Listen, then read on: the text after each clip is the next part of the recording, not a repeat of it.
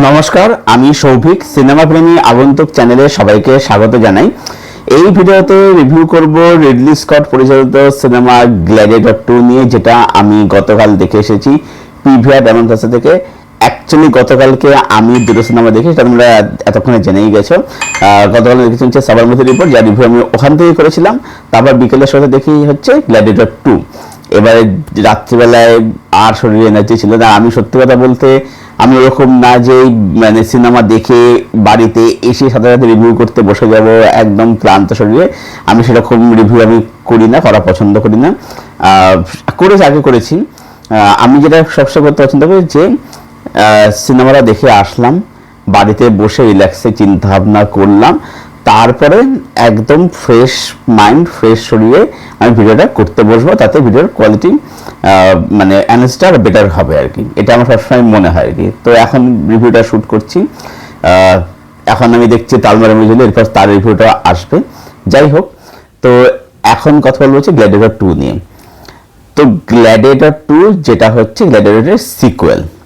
এবারে যদি আমি গল্প হিসেবে যদি বলি, বা এই যে সিনেমাটা কিভাবে তৈরি করা যেতে পারে এরকম সিনেমা, সেটা একটু বলি। সেটা হচ্ছে যে তুমি গ্ল্যাডিয়েটরের গল্পটাকে অ্যাজ ইট ইজ ভাবে তুলে নাও, তার সাথে সাথে পুরনো আগে সিনেমাটার কিছু যে কি মোমেন্ট আছে সেগুলোকেও নিয়ে নাও, ঠিক আছে? নিয়ে তৈরি করে ফেলে গ্ল্যাডিয়েটর 2। সত্যি কথা বলতে এই সিনেমাটার ট্রেলার টিজার দেখে আমার কিন্তু একটা এক্সপেকটেশন ছিল, যেহেতু পরিচালক রিডলি স্কট, আমার একটা আশা ছিল। কিন্তু সত্যি কথা বলতে এই সিনেমাটার মধ্যে আমার জন্য পজিটিভ দিক ভীষণ কম রয়েছে, ভীষণ কম। দেখাচ্ছে ছবি শুরুতে যে 16 বছর পরের ঘটনা দেখানো হচ্ছে, মানে আগে যে গ্ল্যাডিয়েটর ছিল ম্যাক্সিমাস ঘটনা তার 16 বছর দেখানো হচ্ছে। কিন্তু গল্পটা এতটাই অ্যাজ ইট ইজ রাখা হয়েছে, দেখে আমার কনফিউশন ছিল যে এটা আমি 16 বছর পরের গল্প দেখছি, মানে ম্যাক্সিমাস তাদের সময়টা 16 বছর এগিয়ে ছিল, নাকি এরা 16 বছর পিছিয়ে আছে। কারণ 16 বছর পরেও একই ঘটনা একই জিনিস হচ্ছে, ঠিক আছে? মানে গল্পের মধ্যে কোনো চেঞ্জেস, মানে ঠিক আছে গল্প অ্যাজ ইট ইজ রাখা ঠিক আছে, কিন্তু তার মধ্যে ছোট করে কিছু টুইকিং করা, কিছু ছোটখাটো কিছু এলিমেন্ট অ্যাড করা কিচ্ছু না, গল্পটা অ্যাজ ইট ইজ রাখা হয়েছে।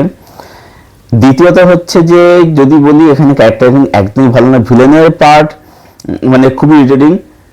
আগের পার্টে ওয়াকিন ফিনিক্সের কি অসাধারণ পারফরমেন্স, মানে ভিলেনও তো এসা।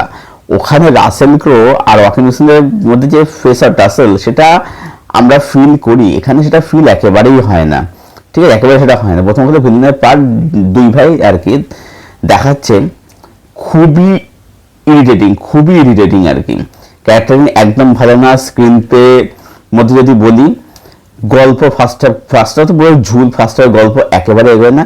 আমার ড্রামা নিয়ে সমস্যা না, কিন্তু ড্রামা হলো বা স্লোবার্ন ট্রিটমেন্ট হলো, স্লোবার্নের মধ্যেও তো গল্পটা ধীরগত হলে তো গল্প তো এগোবে, এখানে গল্পই তো এগোচ্ছে না, গল্প একদম এগোচ্ছে না।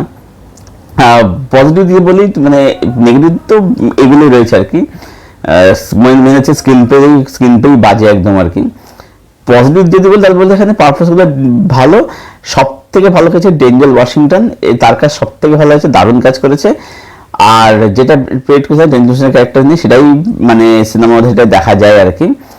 আর এছাড়া বলবো যে টেকনিক্যালি ভালো স্কেল আপ করেছে। ওই যে মরণখালীর দৃশ্যগুলো সেগুলোকে তারা স্কেল আপ করেছে, এগুলোকেই মোটামুটি ভালো দিক বলা যেতে পারে আর কি। কিন্তু সত্যি কথা বলতে ছবিটা দেখার পর এটাই মনে হয় যে এই সিকুয়েলটা আদৌ কি বানানোর কোনো প্রয়োজন ছিল, দরকার কি ছিল? একেবারেই দরকার ছিল সিকুয়েলটা বানানো। এটা সত্যি কথা বলতে এরা জোর করে বানছে। গ্ল্যাডিয়েটর একটা কাল্ট সিনেমা, কিন্তু এই সিকুয়েলটা এটা সত্যি বানানোর কোনো নিড কোনো দরকার ছিলই না আর কি। ওটা ওইভাবে রেখে দিত, ওইভাবে থাকতো জিনিসটা, তাতে এটিয়ে থাকতো আর কি। যাই গ্ল্যাডিয়েটর কাল্ট ছবি হয়েই থাকবে, বাট এই ছবিটা এটা একটা ফরগেটেবল সিনেমা, এটাই বলবো। তো সব মিলিয়ে গ্ল্যাডিয়েটর 2-কে আমি দেব 4 আউট অফ 10। এর বেশি রেটিং দিতে পারছি না আর কি।